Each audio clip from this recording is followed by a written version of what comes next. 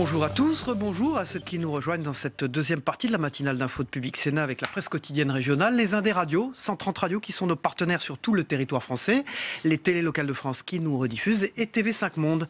Aujourd'hui, l'invité politique en direct sur ce plateau ce matin, c'est Éric Coquerel. Bonjour. Bonjour. Vous êtes coordinateur du parti de gauche et député La France Insoumise de Seine-Saint-Denis. Pour vous interroger à mes côtés, Oriane Mancini de Public Sénat. Bonjour Oriane. Bonjour Cyril, bonjour Éric Coquerel. Et Christelle Bertrand, bonjour, Bonjour du groupe La Dépêche. Merci d'être présente ce matin et de représenter la presse quotidienne régionale qui diffuse d'ailleurs cette interview politique sur ses sites internet aujourd'hui, sur les 25 titres. Voilà. Éric Coquerel, c'est aujourd'hui cheminot et fonctionnaire qui seront dans la rue. Est-ce que vous pensez que cette manifestation sera un succès? Est-ce que de ce succès dépendra une suite? Je l'espère, je la souhaite et j'appelle tout le monde à se mobiliser derrière à la fois les fonctionnaires qui partent de Bercy, les cheminots qui partent de la gare de l'Est et tout ça à peu près je crois, et tout ça se rejoignant à Bastille. C'est important, pourquoi? Parce que si vous voulez, on est dans une situation où en gros ce que veut faire Emmanuel Macron, c'est aligner définitivement la France à ce qu'on appelle le néolibéralisme. Et donc, il faut attaquer tous les piliers de l'État social. Protection sociale, ça viendra après avec les retraites et les cotisations fiscalisées. Les lois sociales, c'est venu avec la destruction du Code du travail. L'austérité, c'est venu avec le budget de fin d'année qui a été absolument terrible. 9 milliards de cadeaux aux plus riches. Et évidemment, la casse des services publics, la privatisation. Et de ce point de vue-là, c'est clair que le projet Spinetta, le projet de réforme du gouvernement, c'est la privatisation à terme de la SNCF. Qu'est-ce que vous attendez concrètement de la mobilisation d'aujourd'hui et des jours qui vont venir? Ce que j'attends, c'est que Emmanuel Macron rencontre un os. Il faut l'arrêter, pour les raisons que je vous ai dit. C'est-à-dire qu'il est en train de vouloir détruire ce qui reste de l'État social, hérité du Conseil national de la résistance, des grandes luttes, y compris celle de 68, dont on va fêter les 50e anniversaires, et dont il faut se rappeler qu'avant tout, c'était la plus grande lutte sociale de l'histoire de ce pays. Donc, pour des gens comme nous, qui croyons à un État qui protège, à une égalité sociale, à une redistribution des richesses, plutôt que le laisser aller, laisser faire du marché et du tout marché, eh bien, voilà, il faut l'arrêter. Et ce qui se passe avec les cheminots, c'est que là, pour le coup, il a un obstacle. Il a l'unité syndicale face à lui. C'est ça qui est absolument essentiel.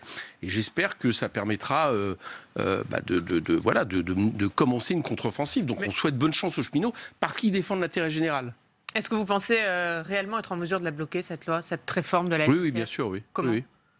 Écoutez, les cheminots ont un moyen, c'est la grève. La grève est le meilleur moyen à un moment donné pour dire qu'on n'est pas d'accord et bloquer. C'est constitutionnel, c'est la loi, c'est la marque des démocraties, donc ils vont l'utiliser. Et j'espère que derrière eux, tous ceux qui ne sont pas d'accord avec cette politique, je pense notamment aux fonctionnaires qui se mettent en bataille aujourd'hui, les autres services publics, on parle de privatisation type les aéroports de Paris, on en parlera peut-être tout à l'heure, eh bien se mettront en mouvement. Il y a aussi les jeunes, les étudiants. Je ne sais pas si vous savez, mais il s'est passé quelque chose d'incroyable il y a 2 jours dans ce pays. On a fait en sorte de mettre sous tutelle et d'en finir, de faire démissionner le conseil d'administration de Toulouse-le-Mirail. C'est la première fois dans la Ve République qu'on s'en prend à ce type de droit et de démocratie, droit démocratique. Je pense que c'est extrêmement dangereux et qu'il est temps d'arrêter Emmanuel Macron. D'ailleurs, Jean-Luc Mélenchon a tweeté à ce sujet-là, au sujet d'une grève qui dure déjà depuis 3 mois. Vivement mai 68. Est-ce que c'est pas mettre un petit peu d'huile sur le feu dans ce conflit qui est très compliqué? Où ça, vivement, oui, tout à fait. Excusez-moi, mais ceux qui mettent l'huile sur le feu, là, c'est ceux qui viennent de décider qu'en réalité, la seule autonomie des universités qu'ils acceptent, c'est la mise en concurrence, mais que par contre, dès lors qu'il y a des droits démocratiques revendiqués par un conseil d'administration de fac, enfin un conseil élu, eh bien, là, on les démissionne. Enfin, c'est quand même incroyable. C'est le fait du chef, c'est le fait de Jupiter. On n'est pas aujourd'hui dans une démocrature, ou en tout cas, j'ai pas envie qu'on le soit. Et c'est lui, c'est Emmanuel Macron, par ses décisions, qui attise le feu. Et moi, je dis toute ma solidarité aux étudiants de Toulouse-le-Mirail, aux personnels qui ne sont pas d'accord et qui se mobilisent aujourd'hui. Est-ce que vous pensez que cette mobilisation porte en germe un mouvement étudiant plus large? Peut-être, j'espère. Je l'espère, je le souhaite. Je souhaite qu'à un moment donné, il y ait une étincelle dans ce pays, parce que je suis convaincu que les gens ne sont pas d'accord avec la politique d'Emmanuel Macron. Je ne pense pas qu'Emmanuel Macron ait plus des 20% qui ont voté pour lui au premier tour, et encore, certains l'ont fait avec l'idée d'un vote utile. Donc, le tout, c'est qu'à un moment donné, les gens se rendent compte qu'ils peuvent bloquer sa politique. Je parle de sa politique, bien sûr. Et à partir de là, je ne vois pas d'autre moyen que, dans une démocratie, les luttes, les mobilisations, les grèves, les grandes marches, dont on appelle on donne aussi l'idée pour compléter ces grèves, pour les aider, pour aider ce mouvement, au fait que tous les citoyens puissent aussi, par exemple, se rejoindre un week-end pour une grande marche qui pourrait être au printemps et qui pourrait dire non, Macron, ça suffit. Voilà, il faut tous y aller en même temps, il faut tous converger pour faire en sorte que nous sommes majoritairement opposés à cette politique. Sauf que le gouvernement affiche clairement sa détermination. Oui, Est-ce que vous pensez sincèrement le faire reculer? Oui, mais tout gouvernement. Alors là, j'ai maintenant pas mal d'années derrière moi de mobilisation et autres. Je peux vous dire qu'un gouvernement, à chaque fois qu'il y a un grand mouvement, il annonce qu'il ne cédera pas. Rappelez-vous Juppé 95, Pasqua de Est-ce que vous pensez que le contexte est le même? Est-ce que l'opinion n'a pas changé depuis 1995? Si, bien sûr. Il y a la machine idéologique, y compris avec toute une propagande derrière, fait en sorte qu'on essaye de s'attaquer justement à l'idée même de ce qui fait notre République, c'est-à-dire l'égalité, la liberté, la fraternité, enfin des valeurs qui s'appuient sur le service public, je le disais tout à l'heure. On dit surtout aux gens, mais qu'est-ce que vous voulez qu'on y fasse? On ne peut rien faire, c'est la mondialisation. C'est l'Union européenne qui veut ça. Et c'est vrai que beaucoup de partis, y compris certains qui aujourd'hui s'opposent avec nous au projet de démantèlement du service public ferroviaire, ont voté les paquets ferroviaires à Bruxelles qui aujourd'hui font l'ouverture à la concurrence. Mais tant pis, je veux dire, je pense malgré tout, je suis persuadé que dans ce pays, dans le fort intérieur de ce pays, il reste un attachement au service public, il reste un attachement à un État social. Et en tout cas, c'est là-dessus que l'on va travailler. Mais alors, comment on revient sur cette ouverture à la concurrence qui a été acceptée par 28 pays, votée par le Parlement européen? Comment on fait machine arrière? Moi, je vous le dis, si demain on gouvernait ce pays, on ferait machine arrière. Oui. Unilatéralement. On le refuserait. Mais comment? Voilà. On prendrait cette décision.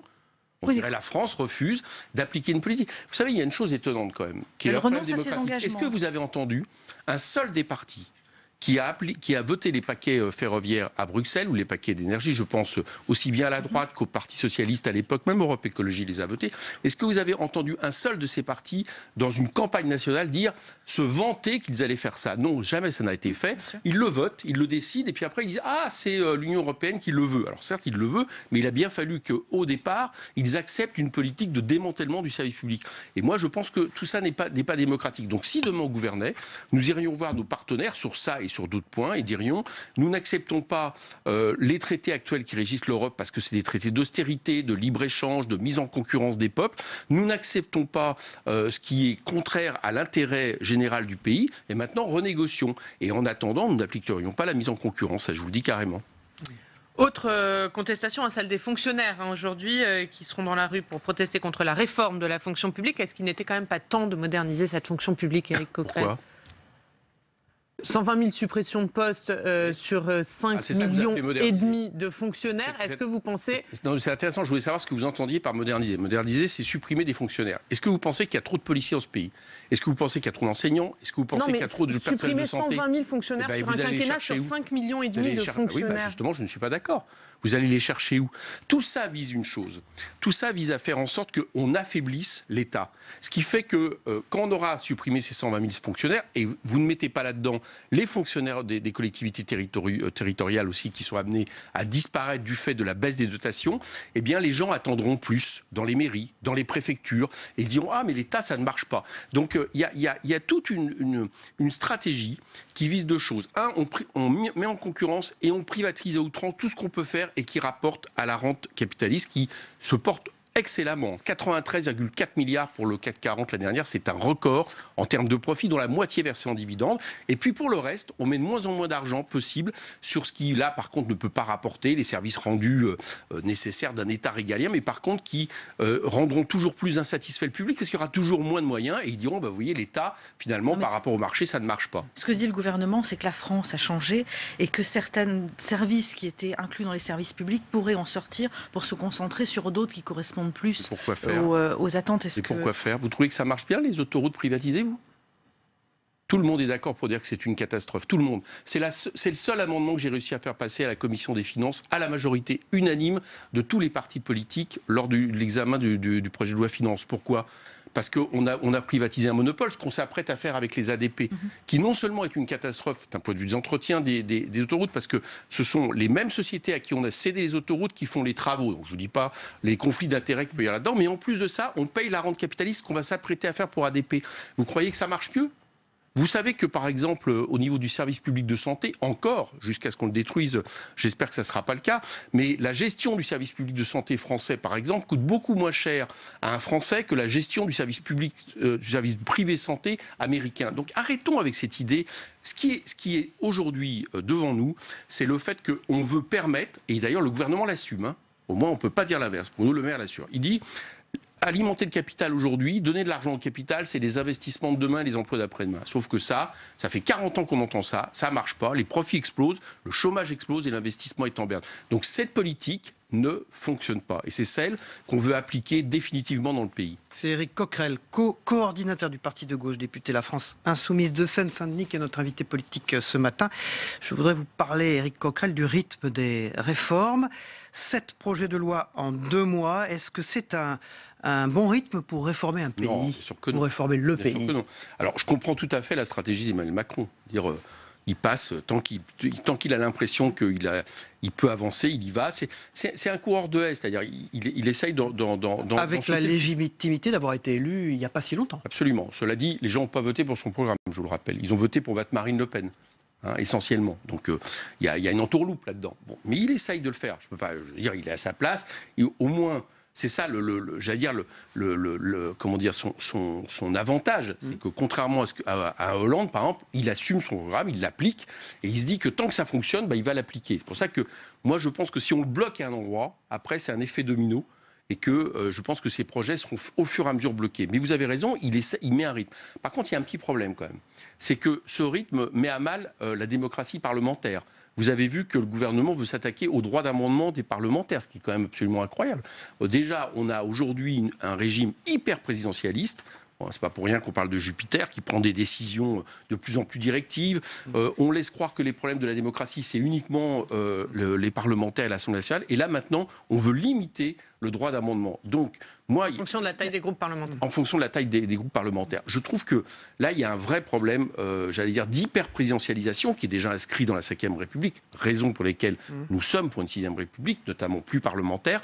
Mais d'ailleurs, qu'à un moment donné, il y a une limite, quoi. On va pas... Monsieur Macron ne peut pas, à chaque fois qu'il a un obstacle face à lui, décider que le droit d'amendement baisse, décider qu'un conseil d'administration de faculté doit être démis, etc. C'est pas possible. D'ailleurs, il y a eu une bronca hier à l'Assemblée nationale, suite au propos de Mme Belloubet concernant la limitation du droit d'amendement. 260 000 lors de la précédente législature. Est-ce que ça n'est pas beaucoup? Est-ce que c'est pas ça qui force le gouvernement à en passer par les ordonnances pour aller plus vite? Non, ce qui force le gouvernement, c'est que, comme il veut aller très très vite, plus vite que la musique, il estime que moins il y a de blocage, mieux c'est. D'accord? D'ailleurs, je vous fais remarquer qu'Édouard Philippe l'a dit. Il dit, si ça ne va pas assez vite, dans la question, non pas des négociations, il ne parle jamais de négociations, mais de concertation, c'est-à-dire on concerte avec les partenaires sociaux. La concertation, m'a dit Macron, c'est il y a un projet, on discute et le projet reste égal à la fin. Bon. Donc, si avec les partenaires sociaux, ça va pas assez vite, si avec le Parlement, ça va pas assez vite, alors on passera par ordonnance. Mais quelle image de la démocratie? Je suis désolé, la démocratie, c'est de pouvoir argumenter. Pourquoi il y a des amendements? 260 000 amendements, c'est pas beaucoup. Non, mais ça, vous me parlez de la mandature précédente. Oui. Je ne sais pas quel est le rythme. Nous, pour notre part, par exemple, notre groupe, vous pouvez regarder absolument toutes les discussions à l'Assemblée, puisque maintenant, on a l'occasion de les voir. Vous apercevrez qu'on n'a pas fait, j'allais dire, vous savez, le travail qui consiste à mettre des amendements type Bottin, etc. On ne l'a jamais fait. On a fait des amendements dits d'opposition et des amendements dits propositionnels pour montrer qu'on avait un programme. Donc on a tenu, par contre, on a tenu la tranchée, quoi. Pourquoi on la tient? Parce que c'est essentiel de pouvoir argumenter, même si ces amendements ne passent pas, bien qu'hier, on en a passé 4 sur la loi de programmation militaire. Donc, vous voyez, on arrive même à être aussi propositionnel à certains moments. Et c'est essentiel parce que c'est ça qui permet le débat démocratique. L'Assemblée nationale, c'est pas juste une chambre d'enregistrement. C'est un endroit où, par l'argument, on éclaire l'opinion publique. Et ça, si on nous prive de ça, alors dans ces cas-là, il n'y a plus qu'à supprimer l'Assemblée nationale. Pour finir sur cette révision constitutionnelle, vous souhaitez qu'elle passe par le Parlement ou vous souhaitez un référendum? Moi, je souhaite. Alors déjà, je souhaiterais qu'on ne commence pas par enfreindre les droits de l'Assemblée, qu'on arrête de laisser penser que le problème en France, c'est qu'il y ait trop de députés.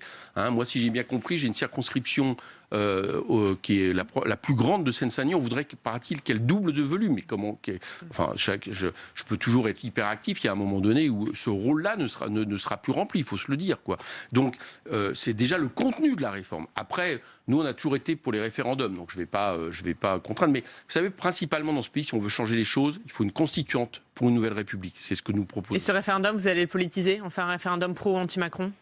Plus que sur la réforme Attendez, déjà, il n'est constitutionnelle. pas encore là, le référendum. On va l'attendre.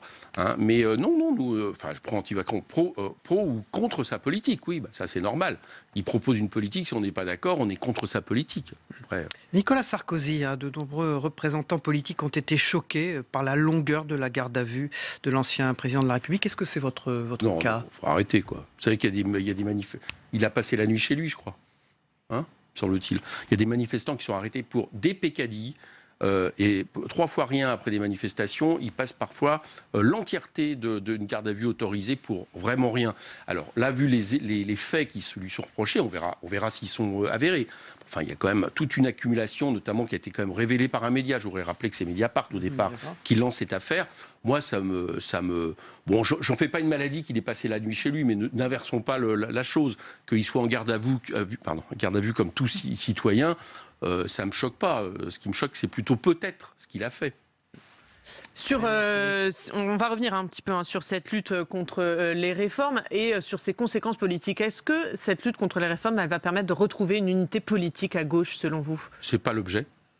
Je ne sais pas en plus ce que ça veut dire, l'unité politique à gauche, parce que nous on a toujours fait attention à utiliser ce terme, parce que qu'est-ce que vous mettez dans le terme gauche? Vous mettez le Parti socialiste, par exemple, qui s'est abstenu très majoritairement à la Pierre Laurent, confiance. le Parti socialiste. Nous avons dit politique entre vous? Nous avons dit que la mobilisation sociale aujourd'hui ne doit pas, j'allais dire, servir de marchepied à des constructions politicienne, c'est pas ça qu'attendent les gens. C'est normal qu'on se mette tous ensemble, et c'est pour ça qu'on avait annoncé dès le départ qu'on signerait l'appel qui a été proposé par Olivier Besancenot pour dire on soutient les mobilisations. Mais par contre, chacun sait que d'un point de vue politique, nous estimons que le temps des cartels de partis est révolu et qu'il faut des mouvements citoyens comme celui de France Insoumise que nous avons proposé.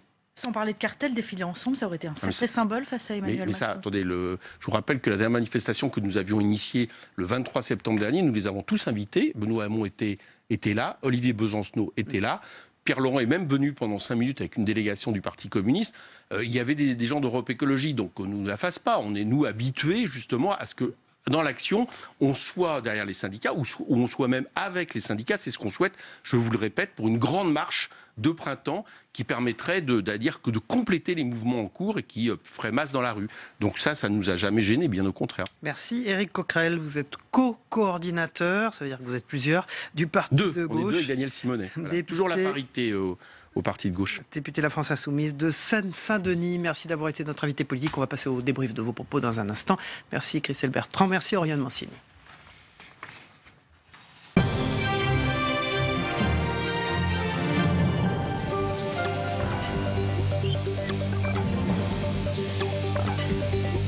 Voilà, Éric Coquerel du Parti de gauche, co-coordinateur, député de la France Insoumise de Seine-Saint-Denis. Qui de ce plateau font leurs entrées Guillaume Doyen, de la Gazette des communes, des départements et des régions, qui était présent dans la première partie de cette matinale d'info, et Yves Bigot, le directeur général de TV5 Monde, notre partenaire qui diffuse cette matinale d'info sous forme de best-of chaque week-end sur ces 9 antennes à travers le monde. On démarre tout de suite, Guillaume Doyen, avec s'attaquer à tous les piliers du néolibéralisme. C'est ce que veut faire la France Insoumise contre Emmanuel Macron. Vous avez entendu? Et oui, j'ai entendu. Et Macron a ouvert, je veux dire, un champ de bataille extrêmement intéressant pour eux, puisqu'il est en train de dérouler soit son programme, soit des ajouts à son programme qui offre... Là, je pense de belles cibles à la France Insoumise. En fait, oui, c'est à peu près, tous les tabous de la droite de la France qu'on connaît. Le statut des cheminots, le code du travail, la SNCF comme entreprise publique, aéroport de Paris qui serait vendu au privé. Là, ils ont devant eux, si vous voulez, motif à polémique. Ça clignote dans tous les sens. On va voir ce que ça donnera. Et Yves Bigot, Emmanuel Macron, est-ce que par ses décisions, il attise le feu? Oui, pour Éric Coquerel, le député de la France Insoumise qui était notre invité ce matin. Vous avez entendu? C'est évident. En plus, la date, en tous les cas, aujourd'hui, du 22 mars, elle est évidemment pour la gauche française symbolique, puisque c'était le fameux mouvement du 22 mars, Nanterre, Daniel Cohn-Bendit, Serge July, etc. Et tout ça, donc il y a quelque chose qui met, je dirais, un peu de vent dans les voiles de la France Insoumise, mais de la gauche française en général. Alors après, on retombe en fait toujours un peu sur on va dire, les fractures de la société française entre ceux qui veulent moderniser et ceux qui trouvent que cette modernisation n'est pas sociale. Voilà, grosso modo, on tombe là-dessus. Et j'ai tendance à penser que d'ailleurs le succès à terme d'Emmanuel Macron dépendra de sa capacité à faire ces réformes, justement avec l'accompagnement social nécessaire pour que ça passe, parce que les Français, ce qui donne effectivement prise, je pense au discours de la France insoumise et de la gauche en général, c'est l'attachement très profond qu'ont les Français à leur service public au pluriel. On les critique en permanence, mais on veut surtout les garder, en profiter, etc. Puis c'est vrai que c'est agréable quand on prend le train, qu'on arrive à l'heure et qu'on ne vous fait pas payer une surtaxe pour le petit déjeuner, comme ça m'est arrivé l'autre jour, alors que j'étais déjà en première. On m'a dit, mais ça suffit pas pour le petit déjeuner. Maintenant, désormais, il faut être première et business. Vous parliez de fractures, il y a aussi des fractures à gauche. On l'a bien vu. Sous un semblant d'unité, en tout cas, un appel à manifester, on voit bien que la gauche ne s'entend pas entre elles, Guillaume Doyen, sur les objectifs. Non, en effet, vous avez quand même le PS. C'est venu Macron, si vous voulez, c'est le produit du hollandisme. C'est un Hollande qui s'assume. Donc cette fracture-là, elle va rester. On est très loin d'avoir recollé les morceaux entre ces gauches-là. Le projet du PS reste encore à fixer, à écrire, si vous voulez.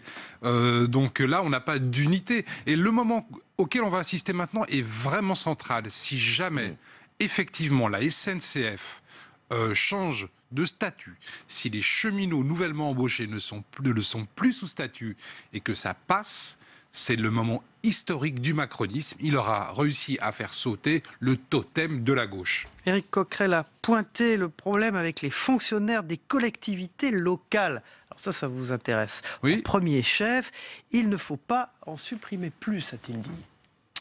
Ça m'a intéressé qu'il en parle. Ils sont rares à en parler, les élus.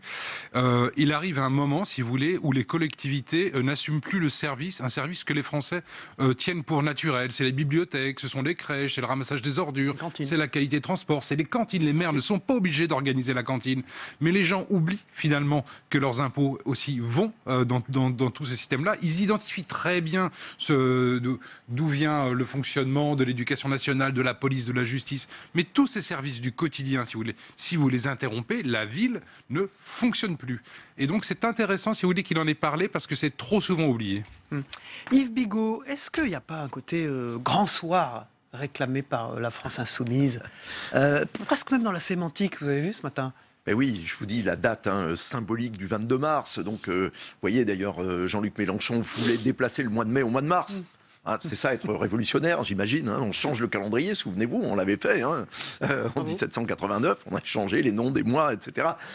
Mais au-delà de cette anecdote, effectivement, vous avez raison, il y a une opportunité potentielle pour l'opposition de gauche de se ressouder d'une certaine façon autour de ces questions sociales et de ces réformes nombreuses. Parce que vous avez raison, c'est un totem, les cheminots.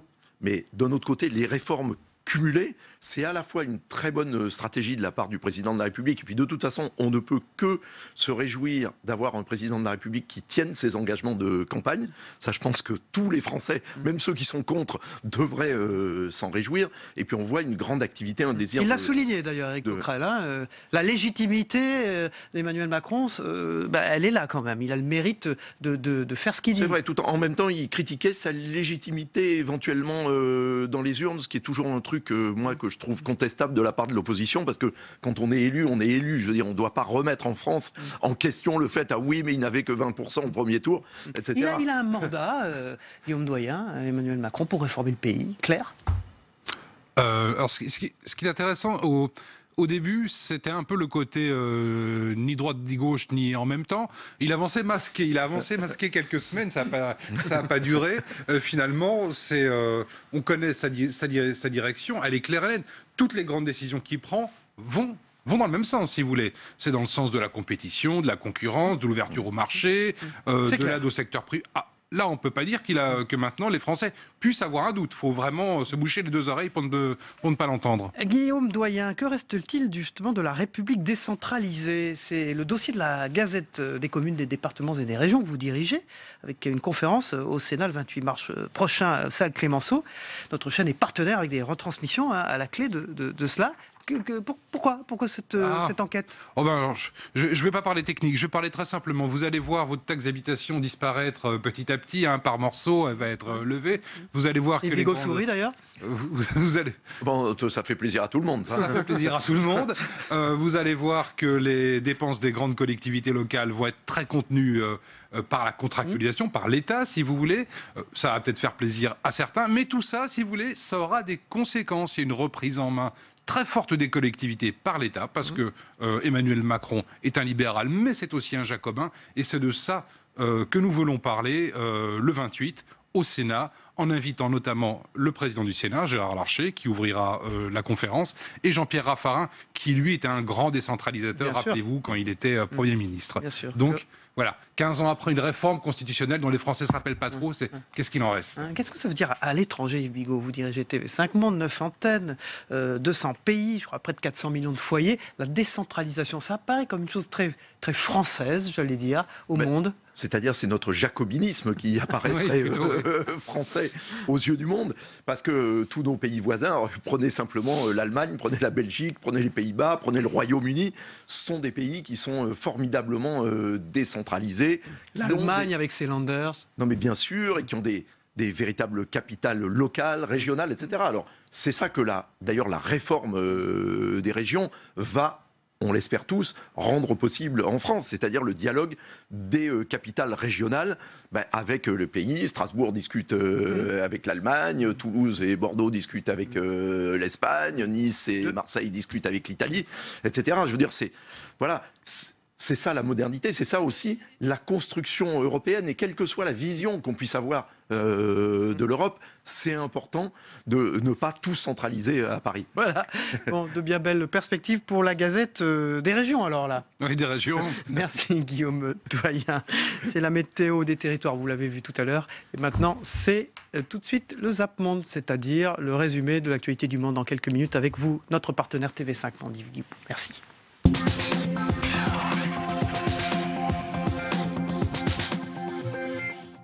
Quand il sort des locaux de l'Office français anticorruption, dans la voiture qui le ramène chez lui à Paris, Nicolas Sarkozy vient d'être mis en examen et placé sous contrôle judiciaire. Les faits qui lui sont reprochés sont très graves. Corruption passive, financement illégal de campagne électorale, celle de son élection à la présidentielle 2007, et recel de fonds publics libyens. Un financement évoqué dès 2012 par le site d'information Mediapart, pour qui la suite de cette affaire, ce sont désormais les questions qui sont liées à l'implication de la France dans la guerre en Libye en 2011. Si la justice arrive à démontrer qu'il y a une implication de Nicolas Sarkozy dans les financements libyens, comment ne pas considérer qu'il y a une dimension personnelle et privée dans la guerre qui a été menée en mars 2011 ? L'opération porte la signature de Boko Haram, comme il y a 4 ans, plus au sud à Chibok. Cette fois, la captivité aura été moins longue, 1 mois. Le gouvernement s'en félicite. Il dit avoir privilégié les négociations et précise sur le compte Twitter de la présidence qu'aucune rançon n'a été versée. Et toi, nous nous sommes entendus pour qu'il n'y ait aucune confrontation. Et c'est cette promesse de trêve qui a facilité ces libérations. Gardez à l'esprit que la vie de ces enfants vaut davantage que toute victoire militaire. Dans cet hélicoptère de l'armée camerounaise, les rescapés de la prise d'otages, un Tunisien et 2 Camerounais, et le corps de l'ingénieur tunisien assassiné par ses ravisseurs. Si les preneurs d'otages n'ont pas été identifiés formellement, la déclaration du ministre de la Communication laisse peu de place au doute. Je profite donc de l'occasion pour dire à nos forces de défense et de sécurité qui sont prêts à livrer bataille jusqu'à la dernière goutte de leur sang pour protéger l'intégrité territoriale de notre nation. Protéger l'intégrité du territoire, comprendre, contre les séparatistes de la zone anglophone que les autorités de Yaoundé n'hésitent plus à qualifier de terroristes. Ces épais murs de béton, érigés pour protéger les bâtiments sensibles des attentats et explosions si réguliers à Kaboul. Garant de la sécurité, ces murs incarnent aussi une société divisée pour ces activistes qui y peignent des messages de paix. Nous faisons tomber les murs, ces murs affreux, et nous utilisons l'art comme un outil de changement social. Nous peignons contre la corruption, les injustices, contre ce terrorisme absurde et insensé qui secoue la ville.